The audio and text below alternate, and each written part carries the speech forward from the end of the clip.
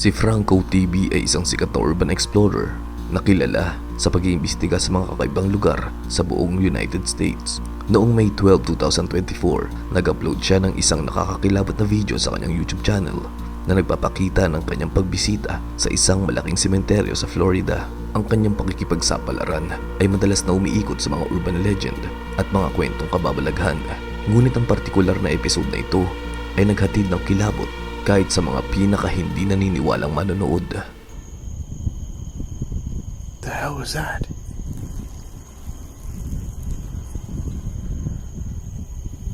Sounds like water. But this whole place looks like it's abandoned, like there's nothing here anymore. I remember they used to always have lights on. They shut off all the lights. The trees are dead. Habang naglalakad sa malawak na sementeryo, may narinig si Franco na mga kakaibang tunog. Tila ba may umuungol o kaya ay umiiyak. So I don't see that. I just heard a noise up there.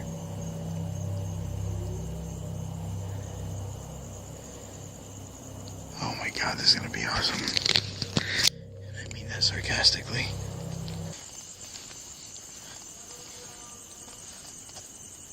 There it is again.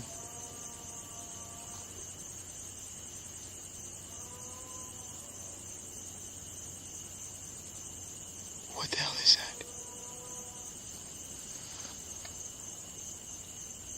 I can't tell where it's coming from. Sounds like it's echoing from there to there.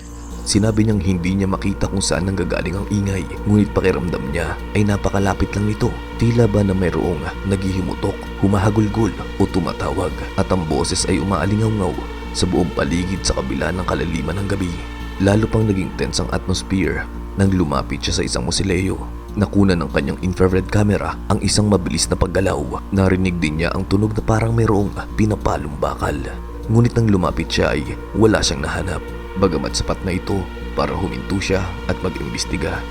Habang sinusuri ang isang lumang nicho, may napansin siyang kakaiba, pero nang itutok niya ang kanyang flashlight sa pwestong iyon, biglang nawala ang figura. Hitting further back there, but nothing. It scared me enough to just run up here to look. I'm looking at the old lady tomb right now, and I see something. Holy shit.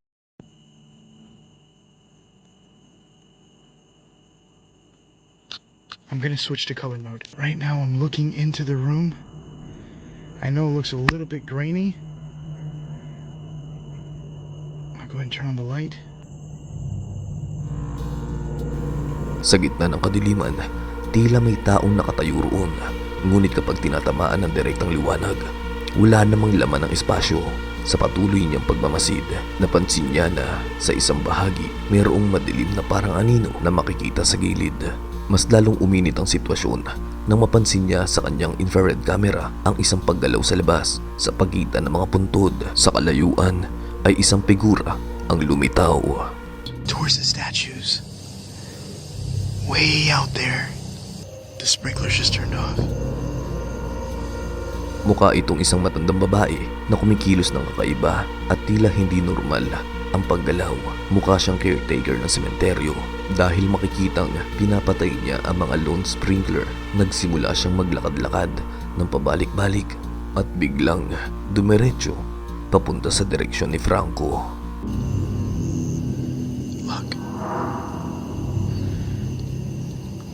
Freaking light. There we go.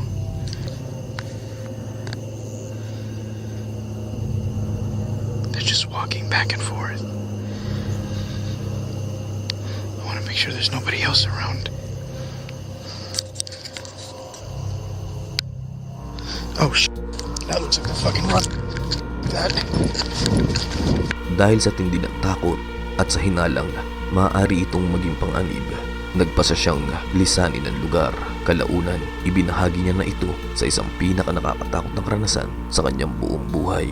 Noong una, akala niya ay isa lamang itong palaboy, ngunit na magsimula na tumakbo patungo sa kanyang direksyon, nakaramdam na siya ng tunay na kilabot. Ang episode na ito ay nagdulot ng matinding debate sa kanyang mga manonood. Ang ilan ay kumbinsidong nakaharap siya ng totoong multo, habang ang iba naman ay naniniwalang isa lamang itong ordinaryong babae na posibleng wala sa tamang pag-iisip. Marami rin ang nakaisip sa isa pang tanyag na insidente na kinasangkutan ni Franco noong 2020, kung saan nakatagpo rin siya ng isang matandang babae sa isang sementeryo. That's the lady I saw. It's an old lady.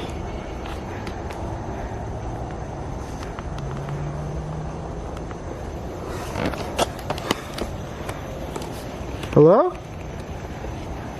Ma'am? Do you need help?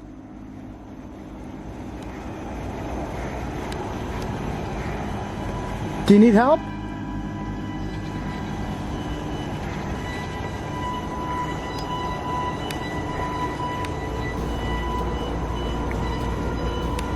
Yeah. Naniniwala ang ilan na maaaring nawawala lamang ito, posibleng may sakit na Alzheimer's, habang ang iba naman ay nagpupumilit na ito ay isang pinakamatinding patunay na multo na nakuna ng kamera. Ang kwentong ito ay nag-iiwan ng malaking tanong sa mga manonood. Ang nakakabahalang insidenteng ito ay nangyari sa isang grupo ng mga lokal na mamamahayag mula sa lungsod ng Pskov, Russia. Nagpunta sila sa sementeryo para mag-feel ng isang ulat tungkol sa tumataas na bilang ng mga namamatay sa aksidente o car accident. Gayunpaman, mabilis na nag-iba ang takbo ng pangyayari. Hindi pa man nakakababa ng sasakyan ang mga reporter para mag-umpisang mag-film nang mapansin nila ang isang kakaibang bagay. Ang mga taong naka-athletic clothing ang nagsimulang palibutan ang kanilang sasakyan. Ang mga individual na ito ay nakakalat sa buong sementeryo at base sa kanilang ikinikilos, malinaw na sinusubukan nilang pahintuin ang kotse. Nang mapagtantong nagiging mapanganib na ang sitwasyon, sinubukan ng mga reporter na umalis, ngunit patuloy pa rin ang paglapit ng grupo at doon na nangyari ang isang totoong nakakabagabag na bagay. Да. Так, сейчас смотрим. Так, главное, чтобы не куда-нибудь не в это самое не попасть, да. Да, нападение на нас, мы на кладбище, тут, короче, какие-то люди нам преграждают дорогу, мы на машине, сейчас пока мы не выходим. Вот, можно вывести в эфир, у нас очень будет романтично. Непонятные молодые Наверное. люди догоняют нас, обкидывают Давай камнями, быстрее кидаются под колеса. Мы не можем от них уйти. Так, а второй где? Второй. Вон слева, вон он. Давай, прямо на него, или я не знаю. Микрорайон Крестыльный, Нет, район давать нового никого не кладбища. надо. На новом кладбище мы находимся. Мы пытаемся выехать в кладбище, нас догоняют. Молодые люди. Не, туда не надо, там он. Подожди. Да, но их несколько, и они со всех сторон бегут. Петлянова. Да. Что делать? Подожди, что хотят они? Они вам камеру разобьют. Санкт-Петербург, проспект Солидарности, дом 12, квартира 2. Тихо. Назад, давай, назад. Колеса протекают. Колесо протыкает РК. Ребят, что хотите? Чего? Проткнули Нет, колеса. ребят, мы уезжаем, Нас не нападают, надо. на нас напали, проткнули колеса, мы не можем уехать. Просили съездить, подожди, не надо. Попроси, мы уезжаем. Уезжаем! Isa sa mga lalaki na naka-black hoodie ang biglang sumalpok at sumampas sa hood ng umaandar na kotse. Tila ba sinusubukan silang harangin sa kahit anong paraan. Kasabay nito, ang isa pang lalaki na tumakbo mula sa gilid at sinubukang sirain ang mga gulong. Nang subukan ng mamamahayag na alamin ang nangyayari at magtanong, sumagot lamang ang mga ito ng agresibo at pinalo ang kotse. Sa puntong iyon, isang bagay lang malinaw, hindi naligtas pang manatili doon. Tinapakan na ng driver ang silinyador. Swerte namang nakatakas sa mga reporter nang walang sugat. Ngunit isang tanong ang nananatili. Sino ang mga taong ito at ano ba talaga ang sinusubukan nilang itago o protektahan sa sementeryong ito? Isang nakakakilabot na video ang narecord ng TikTok user na si Mark DeFalco na siya namang nag-iwan ng kilabot sa mga viewers nito. Noong May 2022, isang kotse ang hindi may paliwanag kung bakit sumalpok sa bakod ng isang lokal na sementeryo. Mabuti na lang at hindi ito tumama sa mga lapida Habang lumalapit si Mark sa sasakyan para alamin ang nangyari, nagbago ang ihip ng hangin. You alright?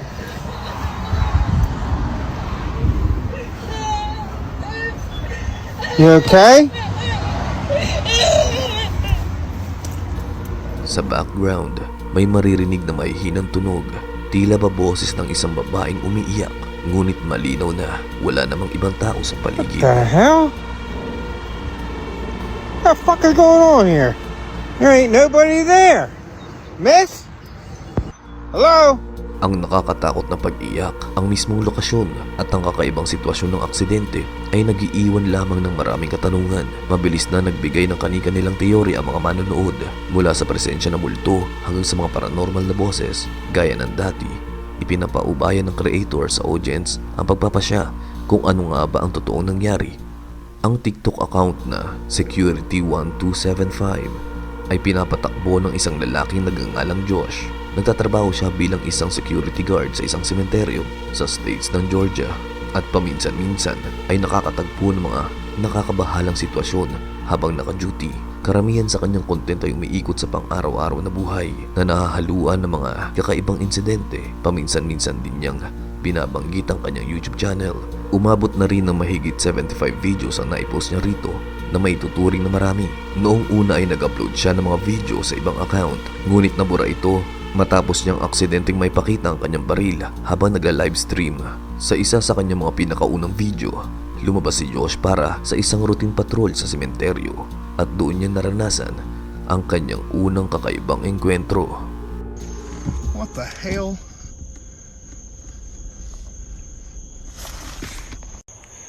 Hey, kid! Kid! Fuck that. I don't know where he went. This kid fucking running from me. Kid! Holy God. Where the hell he went?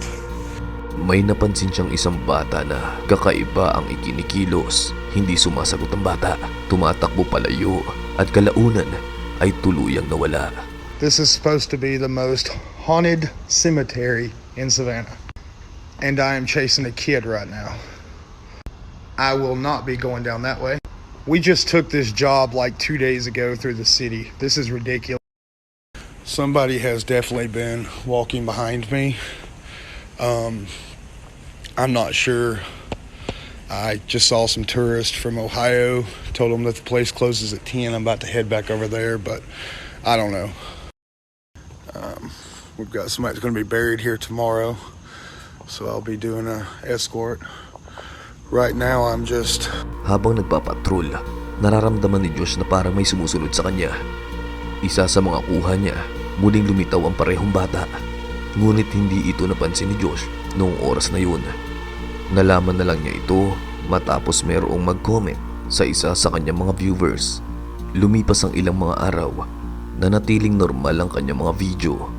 Ngunit kalaunan, habang nagpapatrol sa gabi sa loob ng isang madilim na kapilya, naging mas nakakakilabot ang mga pangyayari.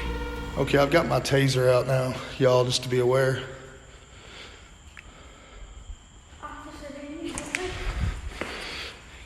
Fucking Jesus Christ. May narinig si Josh na tila hiyaw ng isang babae at mabilis niyang nilisan ang lugar. Pagkatapos nito, gumawa siya ng bagong account at nagpatuloy sa pag-post. Ipinaliwanag niya na nagtatrabaho siya sa Colonial Cemetery at minsan ay pumupunta roon kahit sa kanyang mga day off. Sa isang pagkakataon, sinubukan niyang hanapin ang kanyang katrabaho, ngunit hindi niya ito matagpuan. I can't get him to answer the phone. So, this is a good time. If you see anything, this would be a good little video because I had no intentions of coming out here. I went up and checked on the other side, and I just don't know where the hell he's at, and he's not answering his phone. So,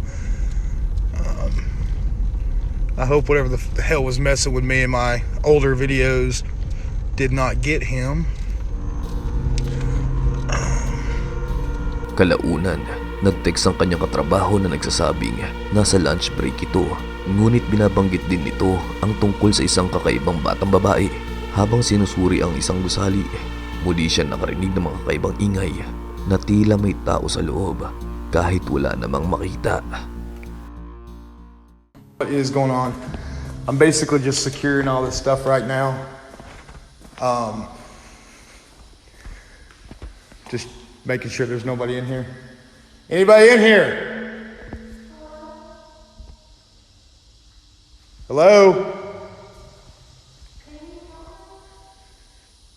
Yeah, but listen, you got to get out of here. You're going to have to come talk to me, okay?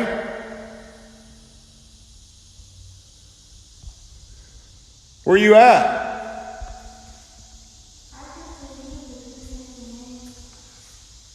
I can't see you. You're correct. So you need to come out, okay?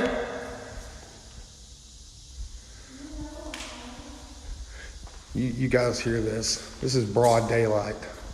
I don't know where this kid is. Where are you? Sa huli, nakipag-ugnayan siya sa mga pulis at nalaman na may isa palang opisyal na nakaranas din ng katulad ng penomena na yun. Sa paglipas ng panahon, mas lalong naging matindi ang pagpaparamdam. Nag-quit na ang kanyang partner at naiwang nagtatrabaho mag-isa si Josh at nagsimula siyang makaranas ng mas marami pang nakakakilabot na pangyayari. Mga pintong kusang bumubukas, mga ilaw na kumukurap-kurap, mga yapak at mga ingay na hindi may paliwanag. At sa isang pagkakataon, napansin niya ang isang madilim na sulok, isang sulok na mayroong anino. Banging on the door. I'm hoping I'm going to catch this son of a bitch.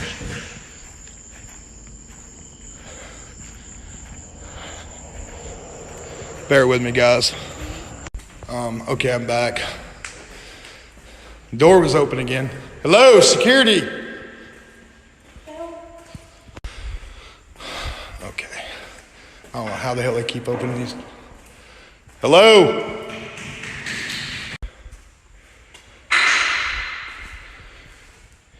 Yeah.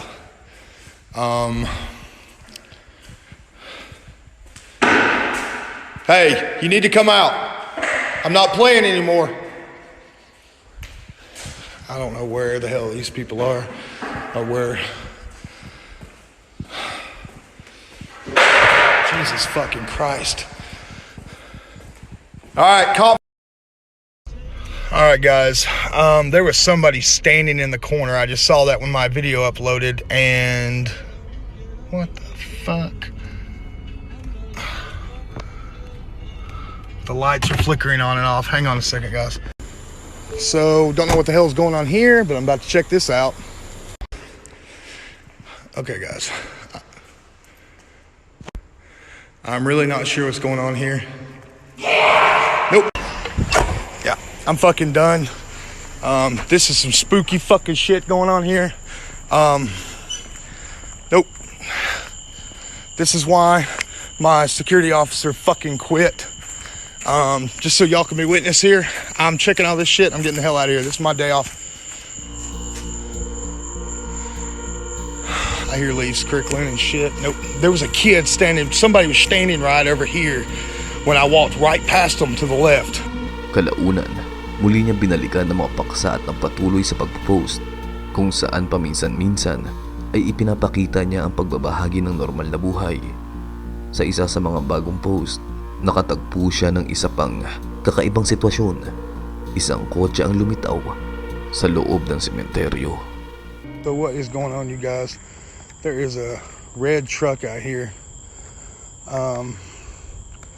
And the chapel lights just came on.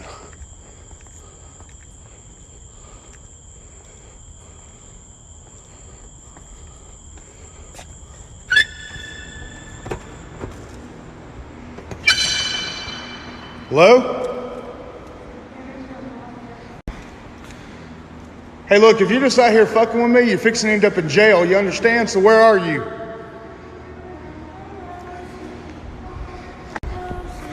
Nope, I'm getting the fuck out of here. Fucking done with this shit, man. Nope. Hell to the fuck, no. Somebody's out here fucking with me, or this is some scary fucking shit. I ain't doing this garbage no more. Bumukas ang ilaw sa loob ng kapilya at muli siyang nakarinig ng mga hindi may paliwanag na tunog na nagtulak sa kanya para umalis. Sa huli, iminumungkahi ng creator na isaalang-alang palagi ang dalawang posibilidad. Maaaring totoo ang mga naganap o di kaya'y maaaring may taong nanloloko lamang sa kanya. Kung totoo man ito, naniniwala si Josh na ang mga ito ay paranormal. Maraming beses na niya itong sinabi at binabalikan pa nga sa mga panayam.